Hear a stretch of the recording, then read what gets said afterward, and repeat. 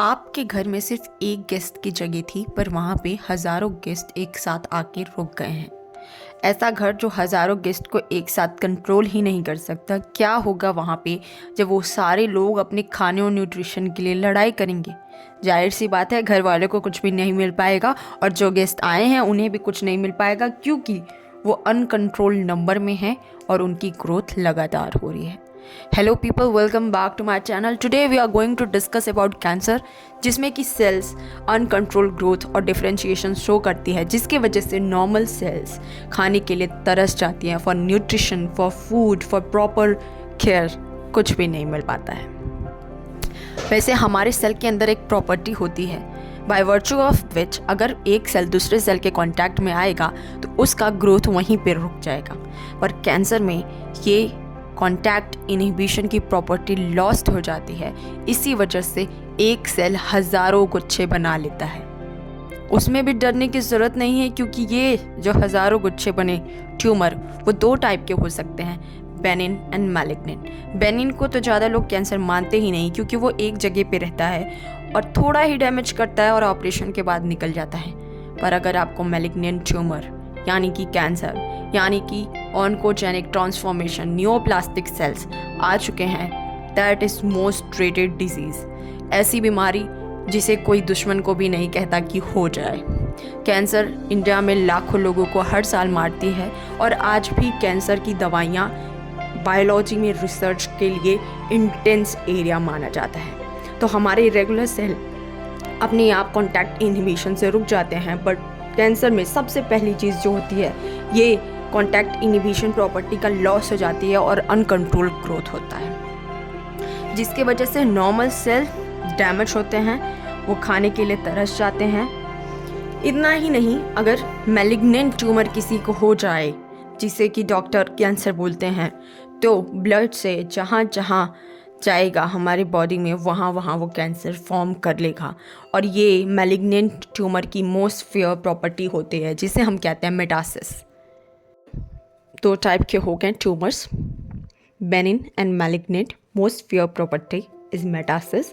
Let's discuss the cause of cancer. Cancer basically happen because of three reasons. It can be physical, chemical and biological. Physical बोले तो race, basically race, जैसे ionizing race like x ray के contact में आप आए, gamma rays के contact में आए, या नॉन आयोनाइजिंग रे जैसे धूप, यूवी रेस के आप कांटेक्ट में आए। That's why doctor always prefer you to use sunscreen when you are in outside. Chemical, tobacco से हमें कैंसर हो रहा है, व्हाट इज़ दैट? जब हम स्मोकिंग करते हैं तो लंग कैंसर हो जाता है, जब हम टोबैको खा रहे हैं तो माउथ कैंसर हो जाता है। ये सब केमिकल कॉजेज़ हैं कैंसर के। अगर हम बायोलॉजिकल कॉज की बात करें तो हमारी बॉडी में ऑलरेडी प्रोटो ऑन्कोजेन सेल्स होते हैं, हमेशा होते हैं, सबके अंदर होते हैं, पर किसी रीज़न से ये प्रोटो ऑन्कोजेंस हमेशा ऑन्कोजेंस में ट्रांसफॉर्म हो जाते हैं और इसी वजह से कैंसर कॉज करते हैं। इसका पर्टिकुलर कोई रीज़न नहीं है। दैट्स वाई आज भी कैंसर मोस्ट इंटेंस एरिया है रिसर्च के लिए। ऐसी कोई ख़ास दवाइयाँ बनाई नहीं गई हैं, पर हाँ, कैंसर का डिटेक्शन बायोप्सी से होता है, जहाँ पे आपके टिश्यू को जिसे डिटेक्ट किया गया रहता है उसे निकाल लिया जाता है, फिर उसके ऊपर हिस्टोपैथोलॉजिकल स्टडीज़ होती हैं। उसके अलावा कैंसर आप जान सकते हैं रेडियोग्राफी से, कि एक्सरे हो गया, सीटी स्कैन हो गया, MRI हो गया।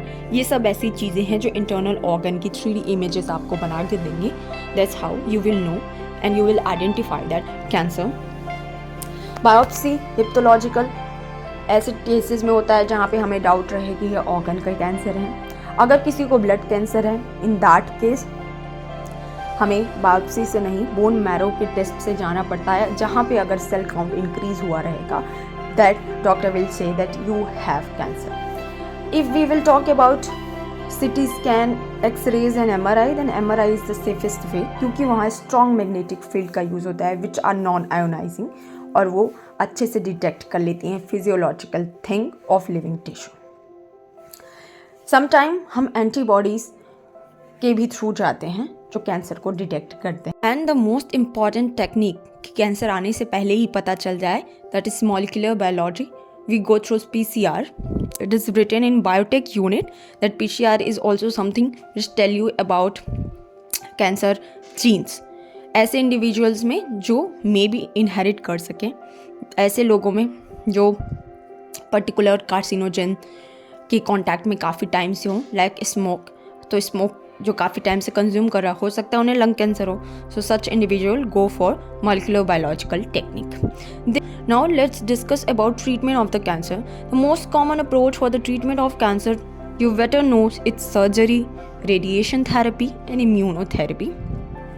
रेडियोथेरेपी में क्या होता है, ट्यूमर सेल को एक तरीके से जलाते हैं. It is very painful process, लेकिन ये ध्यान रखा जाता है कि नॉर्मल टिश्यूज़ को कोई भी खतरा ना हो. सेवरल कीमोथेरेपी भी होती है जिसका रिजल्ट होता है हेयर लॉस, एनीमिया.